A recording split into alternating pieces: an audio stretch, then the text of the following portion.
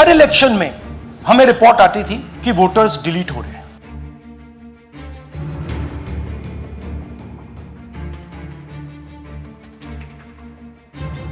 आज की press conference में हाइड्रोजन बम फोड़ने वाले थे, फुलझड़ी से काम चलाना। देश की राजनीति में जब जब चुनाव नजदीक आते हैं तब तब एक पुराना सवाल फिर से उठ खड़ा होता है। क्या वाकई लोकतंत्र में वोट उतने सुरक्षित हैं जितना दावा किया जाता है? ये बात इसलिए भी अब और उठ रही है क्योंकि हाल के दिनों में विपक्षी नेताओं ने सीधे चुनाव आयोग और बीजेपी पर वोट चोरी जैसे संगीन आरोप जड़ दिए हैं। लोकसभा में नेता प्रतिपक्ष राहुल गांधी ने दिल्ली में प्रेस कॉन्फ्रेंस कर चुनाव आयोग पर करारा हमला बोला। उन्होंने दावा किया कि कर्नाटक के कलबुर्गी जिले की आलंद विधानसभा सीट पर कांग्रेस समर्थकों के वोट सॉफ्टवेयर के जरिए काटे गए।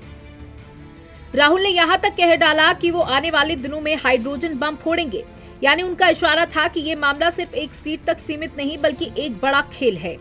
राहुल गांधी ने अपने दावों को साबित करने के लिए मतदाताओं को सामने लाकर उदाहरण दिए। राहुल ने आरोप लगाया कि सब ऑटोमेटेड तरीके से हुआ है और इसके लिए ऐसे मोबाइल नंबर इस्तेमाल किए गए जो कर्नाटक के बाहर के थे। सबसे बड़ा आरोप उन्होंने चुनाव आयोग और मुख्य चुनाव आयुक्त ज्ञानेश कुमार पर लगाया कि वो वोट चोरों को बचा रहे हैं। हर इलेक्शन में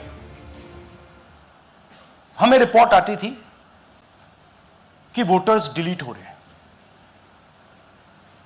कांग्रेस वोटर्स डिलीट हो रहे हैं, ऑपोजिशन के वोटर्स डिलीट हो रहे हैं, दलित वोटर्स डिलीट हो रहे हैं, आदिवासी हो रहे हैं, माइनॉरिटी वोटर्स डिलीट हो रहे हैं, ओबीसी वोटर्स डिलीट हो रहे हैं। मगर जब डिलीट होते हैं ऑपोजिशन के ही होते हैं। लेकिन जैसे ही राहुल का ये हाइड्रोजन बम धमाका सत्ता पक्ष की तरफ से भी जवाबी बाढ़ चलने लगे। केंद्रीय मंत्री अनुराग ठाकुर ने पलटवार करते हुए कहा कि राहुल गांधी को बेबुनियाद आरोप लगाने की आदत पड़ चुकी है। उन्होंने तंज कसा और कहा कि हाइड्रोजन बम की जगह तो प्रेस कॉन्फ्रेंस में सिर्फ फुलझड़ी फूटी। ठाकुर ने यह भी कहा कि जब जब चुनाव आयोग राहुल से सबूत मांगता है या शपथ पत्र देने को कहता है तो वो पीछे हट जाते हैं।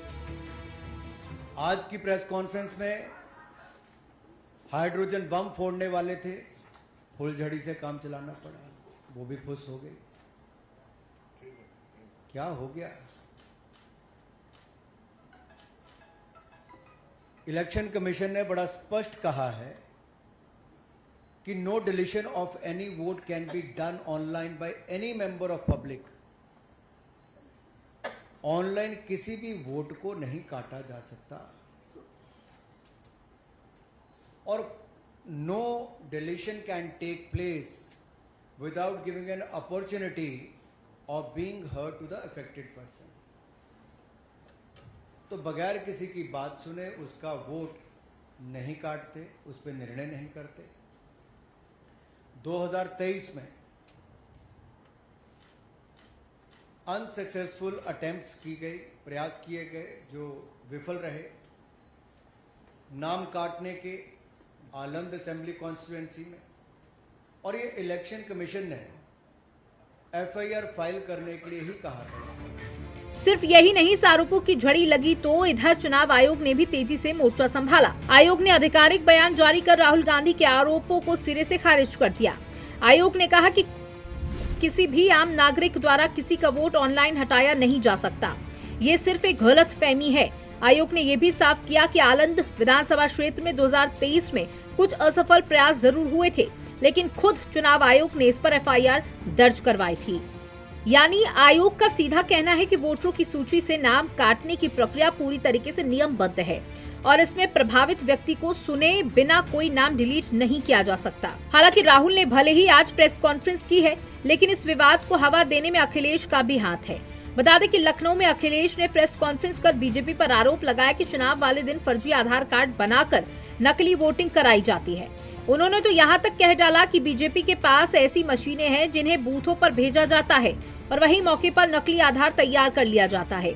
अखिलेश ने नकली आधार तैयार किए जाने की बात कही, साथ ही कहा कि चुनाव आयोग को जुगाड़ आयोग बता डाला और कहा यूपी में निष्पक्ष चुनाव अब बड़े सवालों के घेरे में है। इस बयान ने पूरे उत्तर प्रदेश का सियासी तापमान चढ़ा दिया।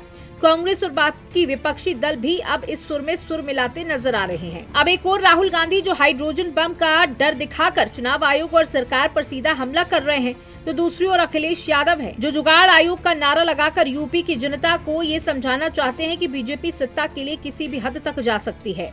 वहीं बीजेपी और चुनाव आयोग दोनों इस पूरे मामले को सिर्फ अफवाह और निराधार आरोप बता रहे हैं।